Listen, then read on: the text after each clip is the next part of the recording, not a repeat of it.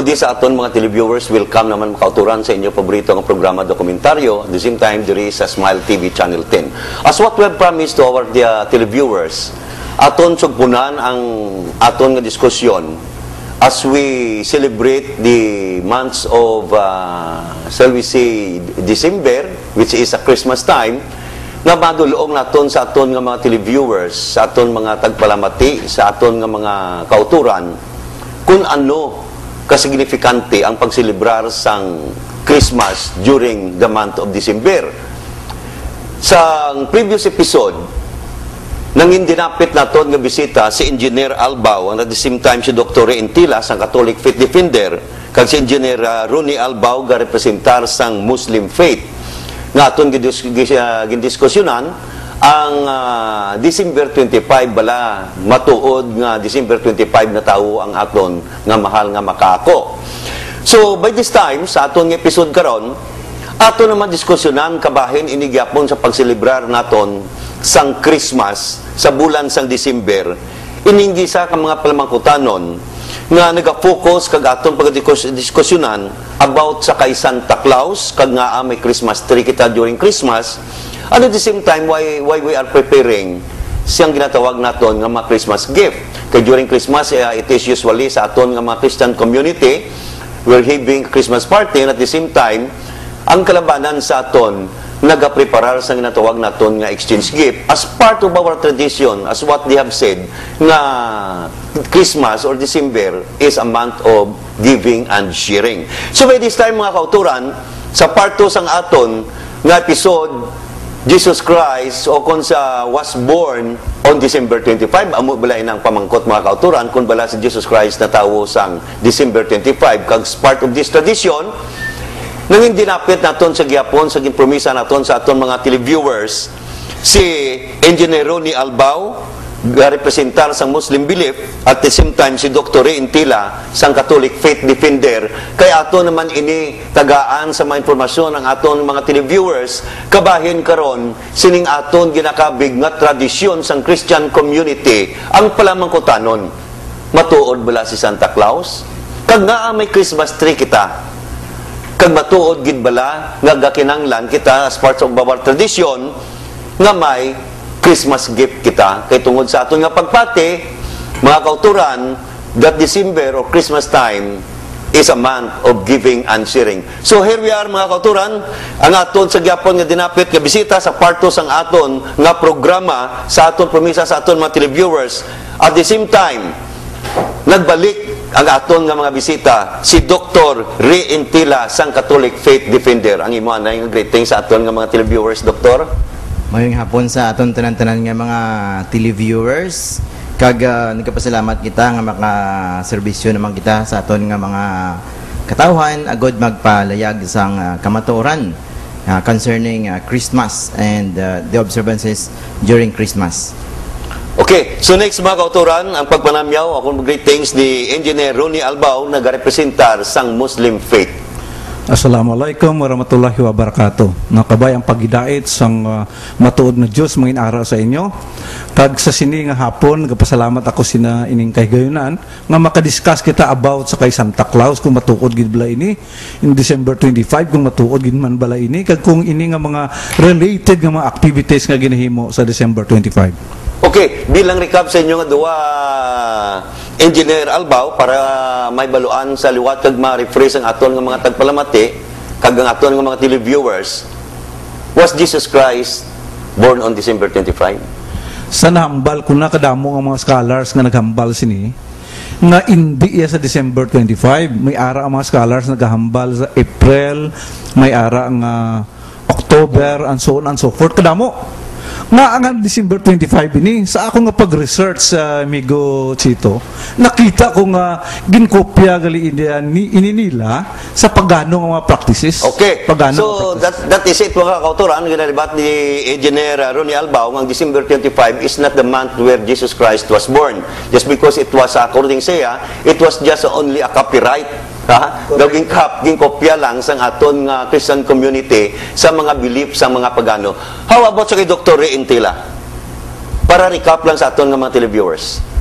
Ang aton nga basihan niya, Do you believe Jesus Christ was born on December 25? he was born on December 25. Okay, of course, reason? He was born kag ini gintudlo sa Santa Iglesia. Kaya ang mga scholars o mga theologians, hindi na mo sila ang teachers nga officials ng Catholic Church, kundi the magisterium. Siling sa 1 Timothy chapter 3 verse 15, the church is the pillar and the ground of truth. Kung anong gintudlo sa Santa Iglesia, amo nang patihon ta. In the same way lang, Muhammad was born in 570 and died in 622 AD. Ginapatihan nila na wala na masulat sa Quran, pero ara na sa hadith, ara na sa tradisyon.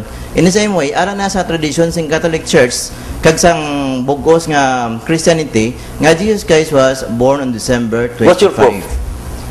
Wala man na sa Biblia na abalgid nga litra por litra December 25. Ang aton proof nga sa Luke chapter 1 verse 5 nga si Zachariah the high priest offered the sacrifice during the day of atonement, which was September 24.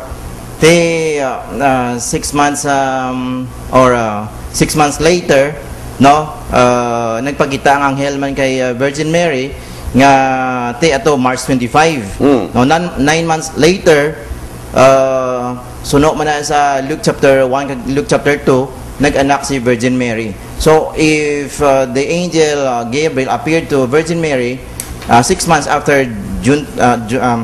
September 24, so from March 25 to December 24, that's 9 months na tawo ang aton Ginoong Hesukristo. Okay, so that is it mga kauturan.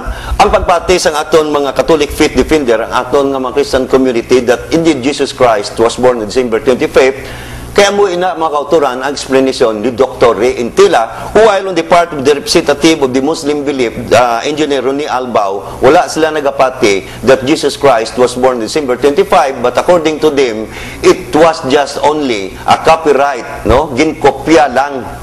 Yung solo siya, copyright lang. Kay tungod amo ini ang pagpati sa mga pagano nga ang ilang ginapatihan that Mitra is a sun god. Okay? Who was born on December 25. Now, let's go back. Kabahin sa gyapon sa aton traditional way of celebrating the month of December, which is Christmas, just because the Christian community believes that Jesus Christ was born on December 25, that is why the month of December was called as Christmas months. Okay? So, ano ba lang tradisyon kung magselebrar kita sa Christmas? So, mostly, may mga Santa Claus kita nga mga decoration, may mga mistletoe, may mga Christmas tree, which is usual. Nga do halos makita naton sa aton tagsa ka panimalay, nga ang aton nga Christian way of celebrating the Christmas, the family is preparing for a Christmas tree, and at the same time, may mga Christmas party kita nga ginaiwat, and that sa mubas, nagapreparar sa may kaya, nagapreparar sa ginatawag naton nga Christmas gift o kon exchange gift. So diri naka-focus karon ang aton diskusyon. Kag ang isa ka pala makutanon, matuod bala ining si Santa Claus? Kag nga ang aton nga Christian community, as the traditional way of celebrating the Christmas, nga nagapreparar kita sang Christmas tree. Ano ini ang simbolo sang Christmas tree? Kag nga ang may Christmas tree, kag nga ang nagapreparar kita sa ginatawag nga exchange gift, mga kauturan, kag mga gift kon mga sharing sa ginatawag naton nga mga regalo sa aton nga mga kauturan. So, the first question nga aton ipamangkot sa aton nga mga bisita sa kay Dr. Ray Intila kag kay Engineer Ronnie Albao. Unahon tanay si Dr. Ray Intila sang Catholic faith defender kung anong iya mambal kabahin ini sa kay Santa Claus kag ang pamangkotanon, who is the Santa Claus? Santa Claus bala matuod o kon hindi? Doktor? Ang historical background actually ni Santa Claus was Saint Nicholas, the 5th century bishop of Myra. That is in Turkey nowadays.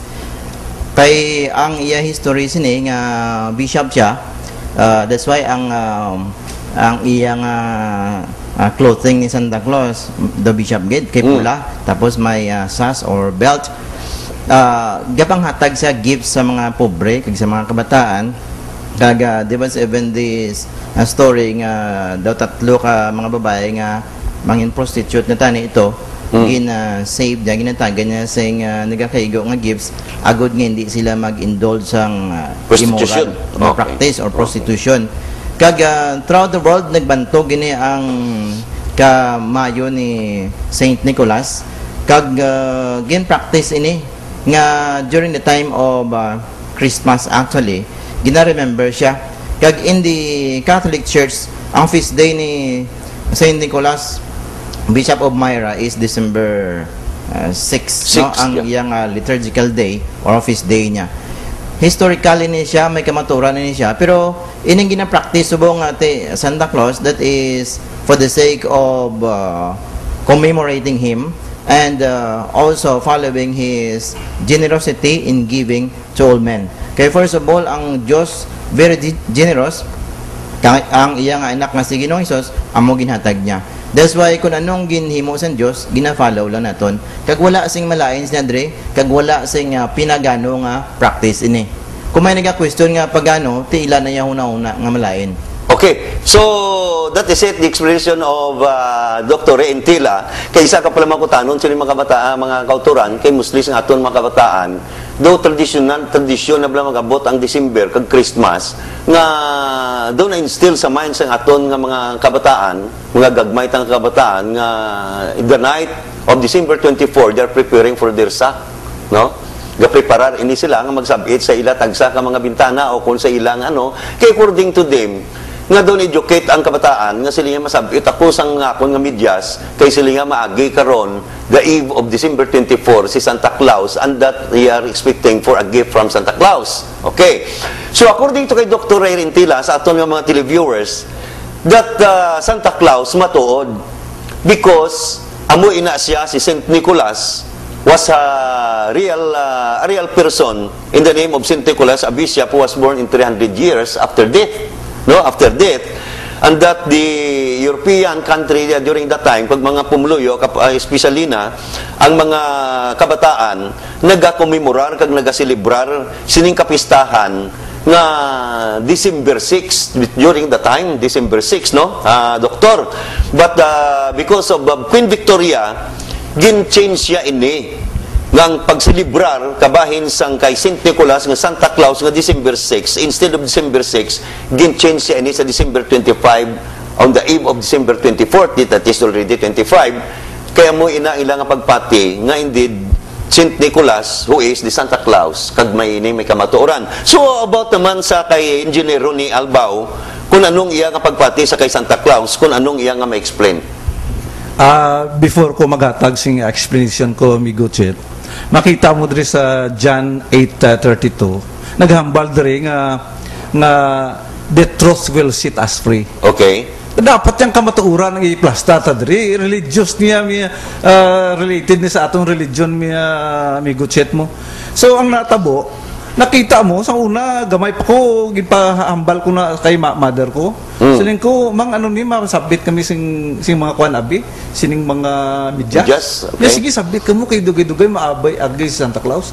Binutig dia Miguchit, buti nganon na founded dia ini nga klase belief sa binutig. Kulang taong ginasambal ni eksplikasyon ni Dr. Ray. Si Saint Nicholas iniya, niiwang ni siya. Niwang ni sa kagila nami niya yang guya hindi niya bigutihon nga grabe gidya. Okay. Niwang ni sa watch nga nun ginahimo lang sang artist pasakyon sa isa ka kasalakyan nga ginabutong sa mga reindeer malibot sa bilog na kalibutan sa age ng 24 masyado niya binutig diyan Miguchit. It seems that this situation that you're seeing, it's something magasiling naton nga daw myth. Gidya kag fictitious. Myth lang sa imo. But according sa kay Dr. Ray Intila, that Saint Nicholas is the Santa Claus who is nag-exist gid man during the 300 years ago after death, no? After death. Well, sa imo naman iya, though it seems nga ginapapati lang kabataan nga hindi man sang matuod. Amo na gani nga hambal ko nga the truth will set us free. Kay kun kabutigan niya ang mother sa kabutigan niya si Satanas mo. Hindi tayo gusto nga ang atong kabataan i-guide ta sila. What do you think the purpose of that? If that is your belief. Sa akong research, Mr. Miguchit, nakita niya sa mga businessman nga ini-epekto sa ilang nga sales, mayo. So, gin-promote niya sing mga dagko nga mga businessman. Kita mo lang na sa aton nga mga dagko nga mga malls. Ara da si Santa Claus, ara ng gift giving. Dira sila kumikita, Miguchit mo. Makita mo ang sa ining kwan lang niya, ining hallmark bala, ining Christmas card lang. Billion siyang kita nila. So just on the day lang sang amo nga celebration. Grabe gid niya. So nagpopular ini sa mga businessman, naging sakyan mismo sang Catholicism sa ginambal mo ang ina. Ang December 6 gin-transfer nila sa December 25 because ang madla ang kalabanan nagapati na. So ginbutang nila as truth ko no, but ang bottom line sina halin sa kabutigan, Miguchit. Okay, so in reaction sa kay Dr. Intila, mga 2 minutes, Doktor. Ang ako nga gina-establish actually is the historicity of Saint Nicholas. Yes. Of Myra nga hindi ginamabali ni Aaron Arbao, hindi isa ka-deny sina. Kung may mga tao nga nag-take advantage sina into materialistic kag commercialistic nga style, ilan na pa ng labton sa Diyos, but ang ginasiling naton, we use money for the sake of people, hindi sila nga gamito naton ang people for the sake of money. So yung mga Christmas card, kung ina makahatag sing mayong kabubuton sa aton nga mga isig kitao, mayo ina paggagamiton, no? Kag maka-reconcile sa isig kitao. Pero ato yung mga iban nga mga tao nga i-abuse nila na, wala tayo condone sing abuses, kundi ato niya puntuan natin dre nga mag-reconcile ang mga tao. Any kind of religion actually can be abused, no? Maski ining iban nga religion, Hinduism, Buddhism, Islam, pwede na yung ma-abuse, no? In the history of the world, kadamo sa mga abuses sina, no? So, it doesn't mean to say nga, nagatuo sila nga mali na dayo ng ilang pagtuo. But the fact is, nga, the truth is, may Saint Nicholas, kag hindi niya katang isip. Okay. So, in short, Doctor, that Santa Claus is the person of Saint Nicholas, nagapakita ining matuod. Matuod just because Santa Claus is in the person of Saint Nicholas, who is a very kind bishop during that time sa Europe, na sang 300 years after death, I think, no? After death. Nga isa sa mga ginahimo, ini ka ginahikot, amo ang pagpangatag gift sa mga pobre nga mga kabataan somewhere in Europe. But the belief of Engineer ni Albao that Santa Claus is just only a myth. Why, Engineer? Depende sa lugar ini Miguchit, no? Ginatawag mo sa Santa Claus sa iban gitawag sa Saint Nicholas, sa iban Father Christmas, ginatawag mo sa Père Noel, gitawag mo sa Nitz sa Ruprecht sa German, gitawag mo sa Dimagi, gitawag mo sa The Elf Joltomten. Ini Miguchit, nagakahulog kwan ini nila, gina-acceptar nila nga ini si Saint Nicholas, gina-convert nila, nag-take advantage sila. Ginambal ko man Saint Nicholas, ginambal ni Mr. Ray nga took advantage. Took advantage niya sang church. Took advantage niya sang church kay gusto nila ang mga pagano mismo hindi na magpalagyo kung diin. Nagudi tagaan nila sing pagtamod kung lang taon mo Miguchit ang popular, kung i-popularize ang popular diin popular si Kristo or si Santa Claus, mas popular si Santa Claus. Biyan sa mga bata gagmay. Si Kristo yun, hindi masyado nakilala kung anong life ni Kristo. Why? Kaya tungod, ang utok sang kabataan na brainwash na halin sa gamay, sang binutig ng mga approach. Kita mo lang na masinin sila nga, ang Santa Claus maagi sa imo chimney. Sa chimney, maagi sa to kag maghatag sang gift. Paano kung imo balaya wala chimney? So, hindi kanya kabaton ng gali. Butang pa nila sa mga propaganda nila, niya sulat ka mo kay Santa Claus, sang gift na gusto niyo. Di mo med na, butangan naman si plastada nila, ang gift giving, kwakaw nila sa department store, hatag sa tao. business kag money ang bottom line sini Miguchi. Okay. Ano ni siling ko? So, there you are, mga kauturan. That is the explanation of Engineer Ronnie Albao regarding sa aton topic ko kung may matuod bala nga si Santa Claus. Matuod bala si Santa Claus, kag sino ini Santa Claus.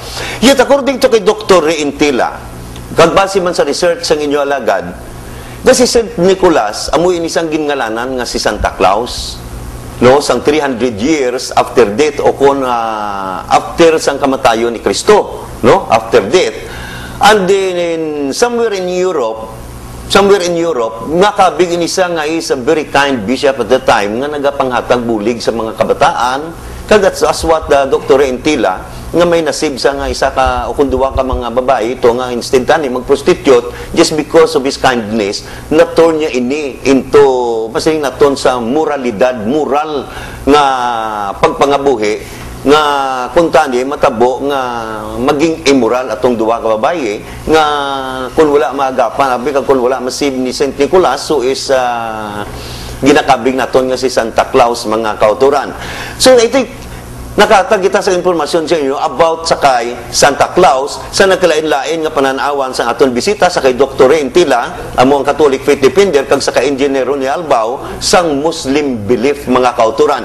Now, as part of our celebration sining Christmas, sining na bulan sang Disyembre, masiling naton the tradition nga usually nga ginahimo naton kag gina-practice amoy ning pagpanghatag sang gift, pagpreparar sa mga Christmas tree. Amoy ini siyang makabig naton nga mga ornamentals nga makita naton during month of December while we are celebrating the month of Christmas, no? Christmas, which nga gasiling sila kuno December is a Christmas time.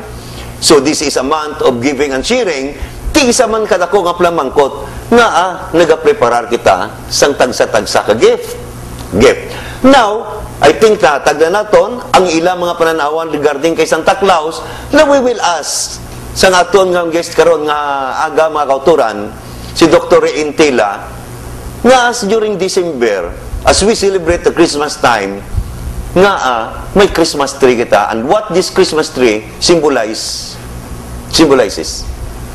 Ang Christmas tree actually nag-symbolize ang the tree of life in the Garden of Eden. Kag sa Revelation 21, in the future, sa new heaven kag new earth, there will be the restoration of the tree of life that will give life to the people. So, maayo ini nga simbolismo actually, no? Pero kung may mga tao nga siling sa Romans chapter 14, kung malain ang ilaw na una, tanan ina malain. Okay. Kung ang mga mayo ang butang pakalainon mo, malain ina, no? Sa higko una-una sila ni St. Paul, higko man ang ila pang tanaw sa mga butang. Pero sa mga matinlo nga konsensya kag matinlo ang panguna-una, mayo ina. So ini ang Christmas tree tanaw naton lang green ina kay evergreen during the time of winter season sa ibang nga mga countries, especially sa Europe and America. May snow na dra. Silimobla daw ang mga kakahuyan daw pantay. Pero except for the evergreen. No? So amo ni nga ga-symbolize siya sing the tree of life nga sige sa padayon. Kag amo ina naga-remind sa aton nga God is good and He is the giver of life, no? Sila ni Jesus Christ sa John 14:6, I am the way, the truth, and the life. Kag ini ang gift giving actually. Diri sa Matthew chapter 2 verse 11, ginasiling, and on entering the house, they saw the child with Mary, his mother. They prostrated, in day ni mga Magi ni, themselves and did homage. They worship Him. Then they opened their treasures and offered Him gifts of gold, frankincense, and myrrh. So, nag-offer sila gifts, ang mga wise men from the east. At the same time, Jesus Christ is also a gift to humanity, no? John 3:16, for God so loved the world that He gave His only begotten Son. Ini mayo ini. Pero kung pakalaino naman si aton nga kaupod rin nga si Aaron Albao, first of all, hindi man ko magpati sa yak, hindi sa Kristiyano mo. Okay. Wala man ipilitay, no? Sila gani sa Quran, there is no compulsion in religion. Wala siyang pilitay, wala naman siya ginapilit. Pero kung pakalaino niya ang Kristyanismo, amo na sila yung kay na, sa mga tao nga malain, ang una-una, may ko ang tanan nga butang. Pero sa maayo nga una-una nga tao, maayo ang tanan nga butang. Kaya ginhimo sang Ginoo. Ini ang Christmas tree ginhimo sang Ginoo. Kag ini ang gift giving ginhimo sang Ginoo nga example in sa aton maayo ina. Pero kung abuse iya karon sing tao, ti na iya wala man siling nga maayo ina. Ang abuses i-avoid naton, ang maayo ipadayon naton. Pero kung silingon nga ang maayo malain, tapos ang tanan nga maayo malain, sala na klase pang una-una ina. Okay, so in reaction to that, Engineer Albao, just because according sa kay Dr. Intila, why we are preparing for a Christmas tree just because this symbolizes a tree of life. Am I right? No? So anong imo ya pananawan sini? Why the Christian community celebrating the Christmas with the preparation of a Christmas tree? Kung lang taon mo, Migutsit, ang ginahambal sa Biblia, ang Diyos naghambal mo sa Jeremiah 10:1, no? Hear the word of the Lord speaketh unto you. Amo nang hambal yan. Ano hambal diri? Thus saith the Lord, learn not the way of the heathens. Nga hindi ka mo magpariya sini mga tao ng mga pagano. No? Okay. Na maglakat sa bukid, magkuha sing kwanabi, sing kahoy, utdo ng among nga kahoy, iplastar, butangan dekorasyon sang gold, sang silver, and so on and so forth. Okay. So basta taka sa imo explanation, Engineer ni Albao, let's pause for some commercial break. Sa pagbalik natin mga kauturan, ang kasugpon sa explanation ni Engineer Ronnie Albao regarding sang pagpreparar sang Christmas tree during the Christmas season, the month of December. We'll be back. Stay tuned.